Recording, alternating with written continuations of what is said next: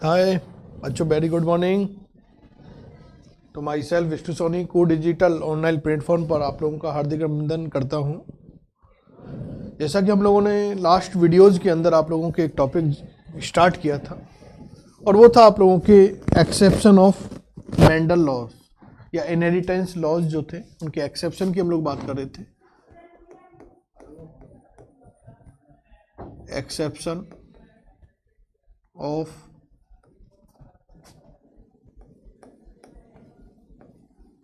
Inheritance laws,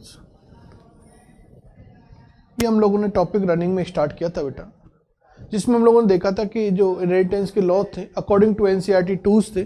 और after हम लोग यदि देखें बेसिकली कि कार्ल कॉरेंज ने जो मेंडल के कंक्लूजन्स थे उनसे 4 लॉ प्रोड्यूस किए थे। First law is a law of unit character, second is a law of dominance और third is a law of purity of gamete और जिसका अदर नेम क्या था बेटा, लॉ ऑफ सेग्रीगेशन।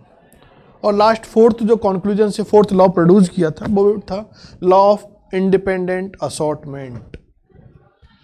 उसके बाद हम लोगों ने बेटा कहा था कि जो आप लोगों के एक लॉ था लॉ ऑफ प्योरिटी और लॉ ऑफ सेग्रीगेशन, इसके एनी कोई एक्सेप्शन नहीं है अभी तक। लेकिन डोमिनेंस का जो लॉ था लॉ ऑफ डोमिनेंस, इस डोमिनेंस के लॉ के हम लोगों ने देखे थे 2 एक्सेप्शन थे। First is A incomplete dominance, incomplete dominance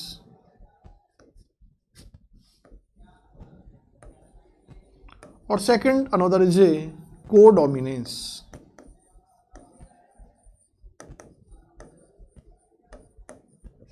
incomplete dominance हम लोगों ने डिस्कस किया था, जिसमें हम लोगों ने देखा था कि F2 जनरेशन जब प्रोड्यूस होती है तो उसके अंदर फिनोटाइपिक एंड जीनोटाइपिक रेशियो क्या होते हैं, इक्वल ऑप्टेंट होते हैं 1:2:1। क्या ऑप्टेंट होगा, 1:2:1। किसने इनकम्प्लीट डोमिनेंस के बारे में अपना एक्सप्लेनेशन दिया था, किसने इसको डिस्कवर किया था, कार्ल कॉरेंज ने। किसके अंदर किया था, कौन से प्लांट के अंदर इस प्रोसेस को उसने देखा था, तो मिराविलास जलापा 4 o'clock प्लांट और स्नैप्टोग्राउंड प्लांट था, जिसके अंदर उसने इनकम्प्लीट डोमिनेंस के बारे में अपना एक्सप्लेनेशन दिया। उसमें क्या था, इनकम्प्लीट डोमिनेंस में जब 2 पेरेंट्स के बिटवीन हम लोग हाइब्रिडाइजेशन कराएं तो हाइब्रिडाइजेशन के आफ्टर ना तो डोमिनेंट के कैरेक्टर अपने आप को रिप्रेजेंट करते हैं, ना ही रिसेसिव के अपने आप को रिप्रेजेंट करते, बट अनदर थर्ड जो कैरेक्टर हैं वही अपने आप को क्या करते हैं, रिप्रेजेंट करते हैं।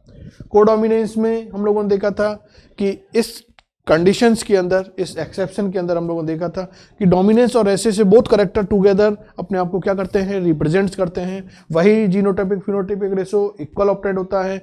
मेनली इसमें हम लोगों ने बोला था एग्जाम्पल इंपॉर्टेंट है। फर्स्ट जे एबीओ ब्लड ग्रुप की जो इनहेरिटेंस थी उसके बारे में था। सेकंड जे जो एनिमल के स्किन कलर की बात करें या हेयर कलर की बात करें तो वो हम लोगों ने देखा था। और एक थर्ड एक और अदर इंपॉर्टेंस इसका एग्जाम्पल था, वो था सिकल सेल एनीमिया। तो इस तरह से हम लोगों ने लास्ट क्लास तक इस कंडीशन को हम लोग डिस्कस कर चुके हैं। आफ्टर हम लोगों ने देखा एक जो लॉ था कार्ल कॉरेंज के द्वारा, जो मेंडल के कंक्लूजन से उनसे जो प्रोड्यूस किया था, लॉ ऑफ इंडिपेंडेंट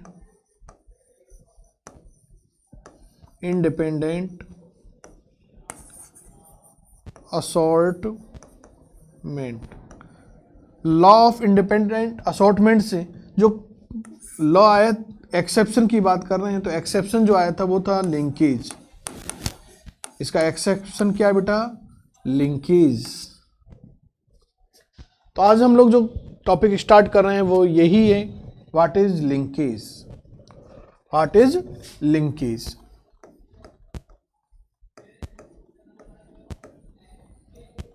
तो फर्स्ट कॉन्सेप्ट तुम्हारे पास आ गई है कि एक्सेप्शन है। किसका एक्सेप्शन है, इंडिपेंडेंट असॉर्टमेंट के लॉ का क्या है, एक्सेप्शन है। सेकंड हम लोग देखें कि एक साइंटिस्ट था सर्टन एंड बॉवेरी।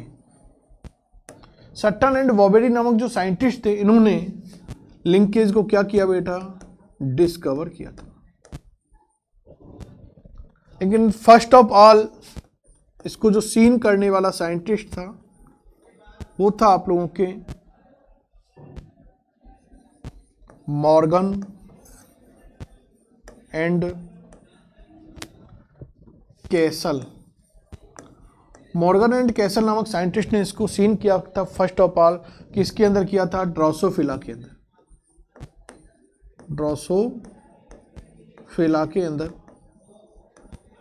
इस इवेंट को सीन किया। यदि बात करें टर्म गिवन बाय, ये टर्म किसने दी, तो पहले ही हम लोगों के पास प्रीवियस नॉलेज आ चुकी है कि टी.एच. मॉर्गन ने लिंकेज वर्ड दिया था। टी.एच. मॉर्गन फर्स्ट हम लोगों ने बेटा क्या डिस्कस किया है कि एक्सेप्शन है, किसका एक्सेप्शन है, इंडिपेंडेंट असॉर्टमेंट के लॉ का एक्सेप्शन है। सेकंड जो हम लोग पॉइंट डिस्कस कर रहे हैं कि इसकी डिस्कवरी किसने की, तो सट्टन एंड बॉवेरी। इसको फर्स्ट ऑफ ऑल किसने सीन किया, मॉर्गन एंड कैसल ने। कहाँ सीन किया, ड्रोसोफिला के अंदर। आफ्टर हम लोग डिस्कस करें कि ये टर्म किसके द्वारा प्रोड्यूस थी, तो टी.एच. मॉर्गन। अब हम लोगों के पास नेक्स्ट क्वेश्चन आता है कि what is linkage. What is linkage, तो लिंकेज क्या है बेटा, तो लिंकेज है बेटा कि जो सेक्स जीन और जो जेनेटिक कैरेक्टर्स हैं, इन कैरेक्टर्स के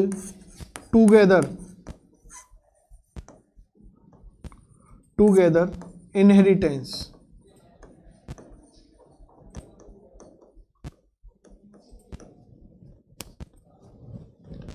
या फिर लिंकेज, और जो लिंकेज कैरेक्टर हैं और जो जीन्स हैं उनकी together inheritance is known as linkage. Linkage क्या है, जेनेटिक कैरेक्टर और लिंकेज कैरेक्टर और जीन के together inheritance is known as linkage. Next हम लोग तो कह रहे हैं कि जो लिंकेज कंडीशन है, इस लिंकेज कंडीशन के अंदर क्या होते हैं कि जो जीन्स होते हैं वो सेम क्रोमोसोम्स के ऊपर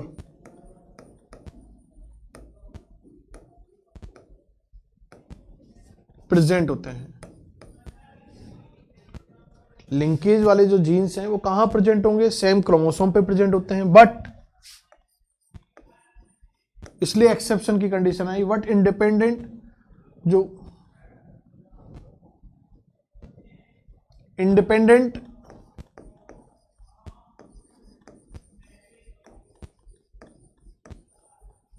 इंडिपेंडेंट असॉर्ट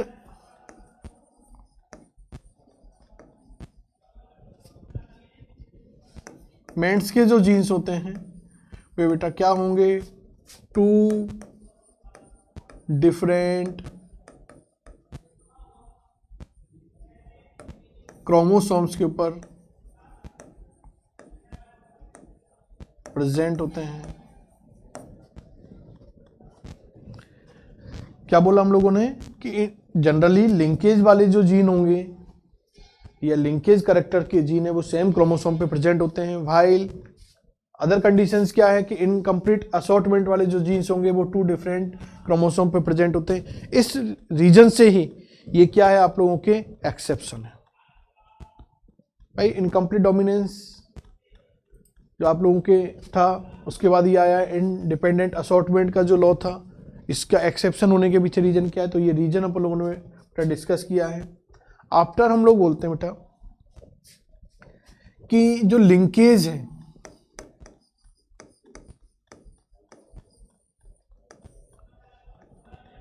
ये जनरली टू टाइप्स की है। लिंकेज जनरली कितने टाइप की होती है, टू टाइप्स की होती है। फर्स्ट इज कंप्लीट लिंकेज और second another is A incomplete linkage. Complete linkage और इनकम्प्लीट लिंकेज का मीन्स क्या है बेटा? कंप्लीट लिंकेज का मीन्स है कि जो लिंकेज जीन है ये इनहेरिटेंस ही तो रिप्रेजेंट कर रहे हैं टुगेदर। तो यदि वो इनहेरिटेंस ईच जनरेशन के अंदर रिप्रेजेंट हो, यानी अपना जो कोलैबोरेशन है जीन्स का ट्रांसफर करने का, यदि वो ईच जनरेशन के अंदर ट्रांसफर करते हैं, it is known as complete. और यदि वो आप लोगों के क्या होगा, if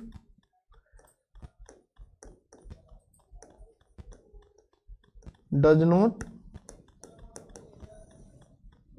transferred in each generation, तो it is known as incomplete linkage. Complete में क्या है कि जो लिंकेज वाले जीन हैं जो टुगेदर जनरेशन टू जनरेशन जा रहे हैं, यदि वो अपनी कंटिन्यूटी बनाए रखते हैं ईच जनरेशन के अंदर, जो पेरेंटल कैरेक्टर हैं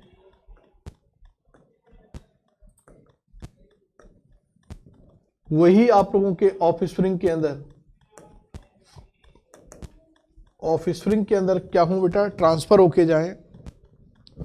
और यही कंडीशन आप लोगों के जनरेशन टू जनरेशन चलती रहे, जनरेशन टू जनरेशन चलती रहे, तो it is known as complete dominance. और अपोजिट कंडीशन हो जाए बेटा,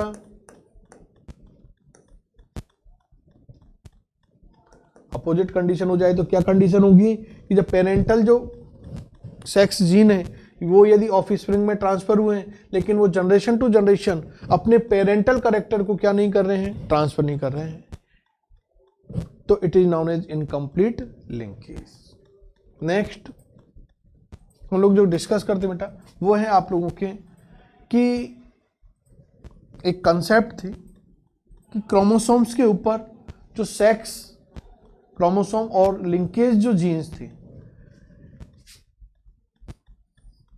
उनका अरेंजमेंट क्या होता है, arrangement of linkage genes on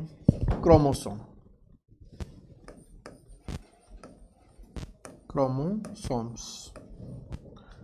यदि इस अरेंजमेंट की बात करें बेटा तो हम लोगों को टू टाइप का अरेंजमेंट लिंकेज जीन का अपेयर होता है generally. First is a cis type या सिस अरेंजमेंट, और second opposite is a trans type. Cis type के अंदर क्या कंडीशन आएगी बेटा, सिस टाइप के अंदर कंडीशन आती है कि जो लिंकेज वाले जीन हैं उनमें से जो डोमिनेंट, ये आप लोगों के 1 क्रोमोसोम है, तो 1 क्रोमोसोम के 1 क्रोमेटिड के ऊपर जो डोमिनेंट जीन है वो सेम क्रोमोसोम पे प्रेजेंट होता है। यदि ये कंडीशन हो कि डोमिनेंट को अपन लोग इस तरह से कैरेक्टर रिप्रेजेंट कर रहे हैं, ये रेसेसिव है, तो इस टाइप का अरेंजमेंट इज नाउन एज सिस। क्योंकि इस कंडीशन में हम लोगों को क्या पेयर हो रहा है बेटा, इस कंडीशन के अंदर हो रहा है कि ये जो आप लोगों के 1 क्रोमेटिड है इस पर डोमिनेंट वाले ही जीन क्या है, लोकेटेड है। इस क्रोमोसोम या क्रोमेटिड के ऊपर आप लोगों के कौन से हैं, रेसेसिव लिंकेज जीन क्या है, लोकेटेड है। तो this type arrangement is known as cis. Just opposite is known as trans. तो ट्रांस में किस तरह से अरेंजमेंट होता है वो हम लोग बेटा देखें। ये आप लोगों के 1 क्या है, क्रोमोसोम। 1 क्रोमोसोम के ऊपर जब हम लोग डोमिनेंट और रेसेसिव लिंकेज जीन का अरेंजमेंट की बात करें, तो यदि हम लोग कह रहे हैं कि 1 क्रोमोसोम पर, 1 क्रोमोसोम के क्रोमेटिड पर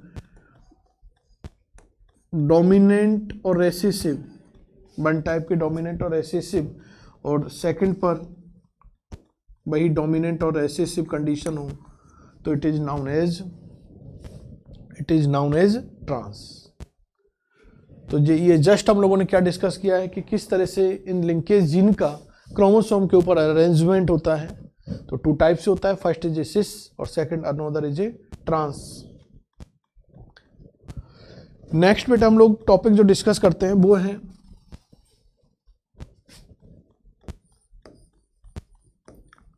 chromosomal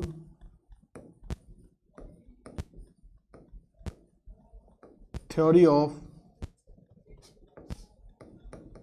linkage.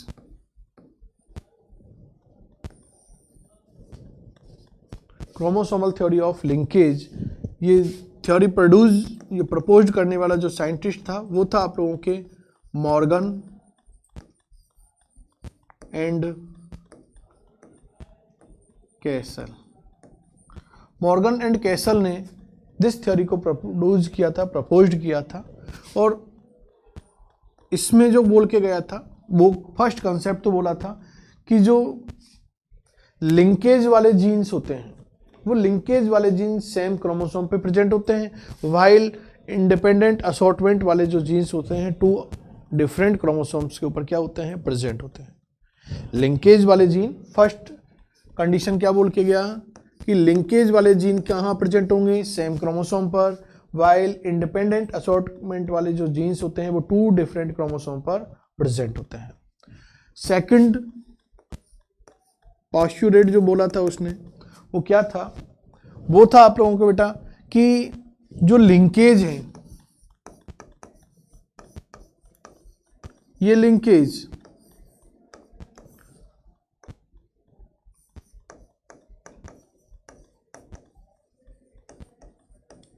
Distance of gene के इरिवर्सिबल प्रोसेस होती है। कि जैसे जैसे किसी ये आपके क्रोमोसोम है, इस क्रोमोसोम के ऊपर जीन के बिटवीन जो स्पेस होता है वो स्पेस यदि इंक्रीज होते हुए जा रहा है तो इंक्रीज होते हुए जाएगा तो लिंकेज की जो रेट है वो क्या हो जाएगी, डिक्रीज हो जाती है।